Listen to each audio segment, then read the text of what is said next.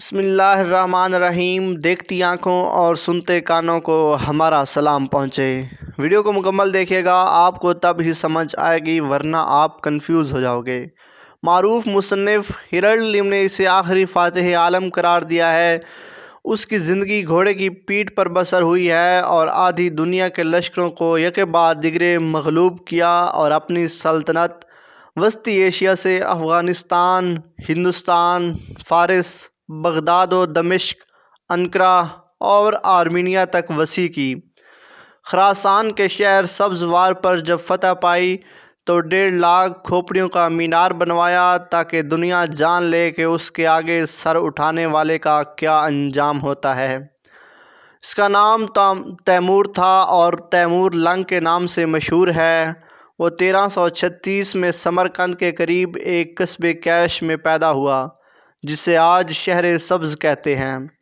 امیر Timur کی ایک خاصیت یہ تھی کہ وہ دونوں ہاتھوں سے تلوار چلا سکتا تھا۔ وہ نہ صرف حافظ قرآن تھا بلکہ اس کا حافظہ اتنا قوی تھا کہ قرآن کی کوئی بھی آیت الٹی پڑھ سکتا تھا۔ تیمور دینی اور دنیوی علوم کا ماہر تھا، اسے مفتی اور فقیہ بھی کہا جا سکتا ہے۔ تیمور کی آپبیتی 1783 میں منظر عام پر آئی جسے ایک فرانسیسی مصنف مارسیل بریون نے مرتب کیا تھا۔ تیمور کے ہاتھ سے لکھی ہوئی یادداشتوں کا اصلی نسخہ یمن کے بادشاہ جعفر پاشا کے پاس محفوظ تھا جو ہندوستان سے ہوتا ہوا برطانیہ پہنچ گیا۔ یہ کتاب امیر تیمور کے بارے میں دلچسپ واقعات سے بھری پڑی ہے۔ تیمور کی زندگی ایک خواب سے شروع ہوتی ہے اور ایک خواب پر ہی ختم ہوتی ہے۔ سمرقند پر بخارا پر تصرف حاصل کرنے کے بعد امیر تیمور نے ایک حیرت انگیز خواب دیکھا جس میں اسے آسمان سے معلق ایک سیڑھی پر چڑھنے کی ترغیب دی جاتی ہے۔ جب وہ کئی زینے اوپر چڑھ چکا ہوتا ہے تو ایک غیبی آواز آتی ہے، کیا تو جانتا ہے کہ تو نے کتنے زینے طے کر لیے ہیں؟ تیمور نے جواب دیا، نہیں۔ پھر آواز آئی، تو جتنے زینے چڑھ آیا ہے یہ تیری زندگی کے شب و روز ہیں، البتہ تو جب تک زندہ رہے گا اوپر ہی جائے گا، کبھی نیچے نہیں آئے گا۔ لہٰذا ایک نصیحت یاد رکھ کر ہمیشہ دانشوروں، علماء، صنعت کاروں اور شاعروں کا لحاظ رکھ، انہیں عزت و احترام کی نگاہ سے دیکھ، چاہے وہ تیرے مخالف ہی کیوں نہ ہوں، اور ایسے لوگوں کو ہرگز تکلیف نہ پہنچا خواہ وہ تیرے دین کو نہ مانتے ہوں۔ تیمور اس نصیحت پر عمل کیا۔ وہ جس شہر کو تارج کرتا وہاں لاشوں کے انبار لگا دیتا، لیکن وہاں کے ادیبوں، شاعروں اور دانشوروں کے گھروں کو جائے امان قرار دیتا تھا۔ ایک جگہ لکھتا ہے کہ میں مثنوی پڑھنے کے بعد مولانا روم سے متنفر ہو گیا کیونکہ مولانا روم تمام مذاہب کو احترام دیتا تھا اور کسی مذہب کو کسی دوسرے پر فوقیت نہیں دیتا تھا، جبکہ میرا عقیدہ تھا کہ اسلام بقیہ تمام مذاہب سے برتر اور اعلیٰ ہے۔ جب میں کونیا میں داخل ہوا تو میرے ساتھیوں نے کہا کہ مولانا روم کی قبر کو ڈھا دوں اور اس کی ہڈیاں قبر سے باہر نکال دوں، لیکن میں نے کہا، تیمور، ایک مردے کے ساتھ لڑائی بری بات ہے اور میں مولویوں کی قبر ڈھا کر خود کو رسوا نہیں کروں گا۔ تیمور نے رومی کے دربار میں رقص کرنے والے ایک درویش کو طلب کیا اور اس سے مکالمہ کیا اور پوچھا، یہ رقص کر کے تم اسلام میں بدعت کیوں پیدا کرتے ہو؟ اس نے جواب دیا، ہم نے کوئی بدعت پیدا نہیں کی، ہم کوشش کرتے ہیں کہ صحیح معنوں میں دیندار بنے۔ خدا تعالیٰ نے دین کو سادہ صورت میں نازل کیا، تاہم دیندار لوگ مزید وظائف اور عبودیت پر عمل کرتے آئے ہیں۔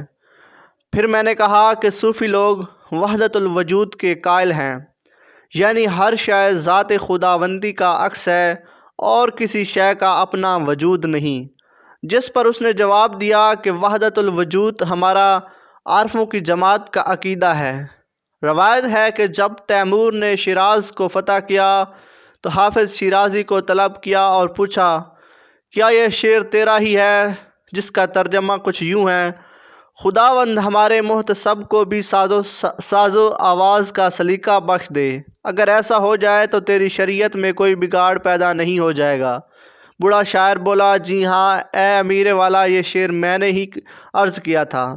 اچانک مجھے غصہ آ گیا، ڈٹھائی کی بھی کوئی حد ہوتی ہے، کیا تو نہیں جانتا کہ تیرا شعر دین و مذہب کے بارے میں بڑی اہانت ہے؟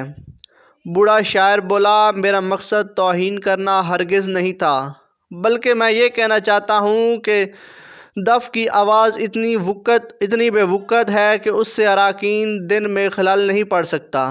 میں نے اپنے غصے پر قابو رکھا کیونکہ مجھے اپنے خواب کی نصیحت یاد آ گئی۔ پھر میں نے پوچھا، کیا یہ شعر بھی تمہارا ہے؟ جس کا ترجمہ کچھ یوں ہے: اگر وہ میرا ترک شیرازی محبوب دل سے میرا ہو جائے تو میں سمرقند و بخارا اس کے چہرے کے سیاہ دل پر قربان کر دوں۔ تیمور نے ہنستے ہوئے کہا، حد ہو گئی فیاضی کی بھی، میں نے ہزاروں جانوں کی قربانی دے کر اور خون کی ندیاں بہا کر سمرقند و بخارا کو فتح کیا، اور تم ایک محبوب کے دل پر نچھاور کیے جاتے ہو۔ جواباً حافظ شیرازی نے اپنی شیروانی کے بٹن کھول کر چترا نما قمیض کی جانب اشارہ کرتے ہوئے کہا، ہماری اسی بخشش اور دریا دلی نے تو ہمیں یہ دن دکھائے ہیں سرکار۔ حافظ شیرازی کی حاضر جوابی سے خوش ہو کر امیر تیمور نے اسے 1000 سونے کے سکے بخش دیے۔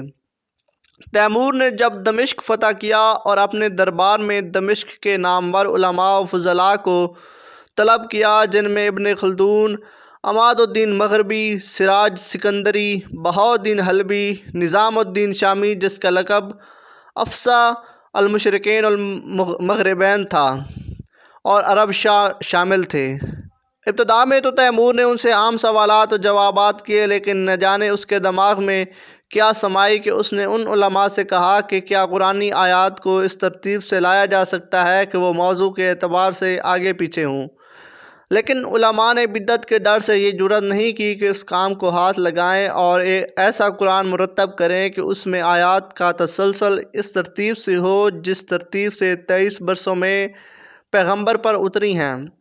اس لیے میں آپ صلی اللہ علیہ وسلم سے آپ حضرات سے گزارش کرتا ہوں کہ آپ اس مسئلے پر غور کریں اور دیکھیں کہ آیا قرآنی آیات کو اسی ترتیب سے آگے پیچھے لایا جا سکتا ہے جس ترتیب سے وہ نازل ہوئیں، اور کیا یہ عمل بدعت تو نہیں قرار پائے گا۔ علماء نے چند روز تک آپس میں مشاورت کی اور پھر امیر تیمور کے حضور پیش ہوئے۔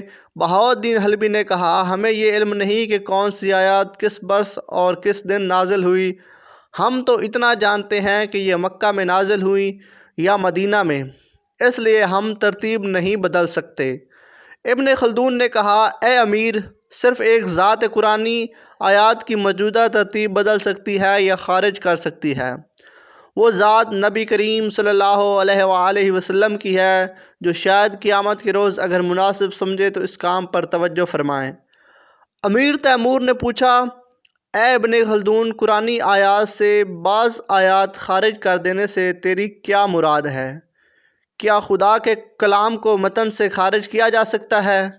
ابن خلدون نے جواب دیا، اے امیر، قرآن میں بعض آیات ایسی ہیں جو آغاز اسلام میں نازل ہوئیں اور بعض آیات بعد کے سالوں میں نازل ہوئیں، اور مصلحت کی بنا پر پہلی آیات کے حکم کو یا تو شدید تر کیا گیا یا پھر خفیف کر دیا گیا، اس لیے اس میں رد و بدل ممکن نہیں ہے۔ بعد میں عماد الدین مغربی نے بھی کہا کہ ابتدا میں مسلمانوں کو شراب سے دور رہنے کا حکم دیا گیا، پھر اگلی آیات میں اسے حرام قرار دیا گیا۔ امیر تیمور نے علماء کے استدلال کو پسند کیا اور کہا کہ میں اپنی اولاد کو وصیت کرتا ہوں کہ وہ میرے بعد کبھی قرآنی آیات کی ترتیب میں تبدیلی لانے کا ارادہ نہ کریں۔ اسی طرح امیر تیمور کا حلب کے عالم کامل الدین سے مکالمہ بھی بڑا دلچسپ ہے۔ امیر تیمور نے سوال اٹھایا، طوفان نوح کب شروع ہوا اور کب اختتام کو پہنچا؟ کمال الدین نے جواب دیا، طوفان نوح کے آغاز اور اختتام کی مدت معلوم نہیں، لیکن اس کی مدت 10 کروڑ سال تھی۔ امیر تیمور نے پوچھا، تمہارا مطلب ہے کہ حضرت نوح اور اس کے ساتھ دوسرے جانور 10 کروڑ سال تک کشتی میں رہے؟ کمال الدین بولا، اے امیر، حضرت نوح اور ان کے ہمراہ حیوانات کا مسئلہ در حقیقت ایک عرفانی مسئلہ ہے۔ حضرت نوح اور ان کے جانور 10 کروڑ سال زندہ نہیں رہ سکتے تھے، نیز یہ کہ اس طویل مدت میں آسمان سے مسلسل پانی برستا رہا تھا۔ در حقیقت حضرت نوح اور ان کے ہمراہی حیوانات سے مراد جو طوفان کے پورے عرصے میں پانی پر زندگی بسر کرتے رہے، یہ ہے کہ اللہ تعالیٰ نے انسان اور حیوان دونوں کو پانی اور پانی میں موجود مٹی یعنی سلسال سے پیدا کیا ہے۔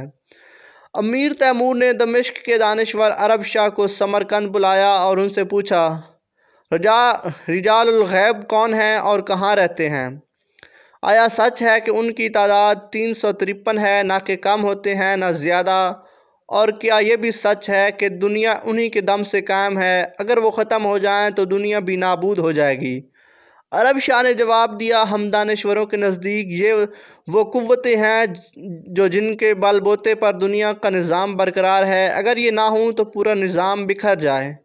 وہ قوتیں کم ہوتی ہیں یا نہ زیادہ، کیونکہ اس جہان میں کوئی چیز کم یا زیادہ نہیں ہوتی۔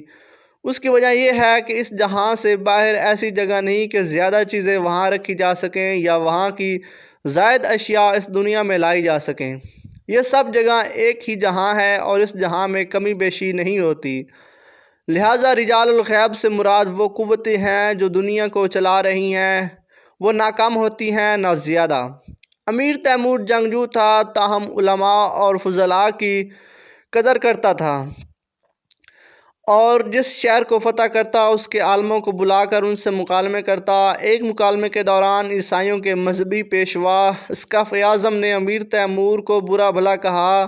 اگر وہ کوئی اور ہوتا تو امیر تیمور اس کی گردن اڑا دیتا، لیکن چونکہ وہ عالم تھا اس لیے امیر تیمور نے اسے سمرقند منتقل ہونے اور تاحیات مراعات دینے کی پیشکش کی، جسے اس نے قبول کر لیا۔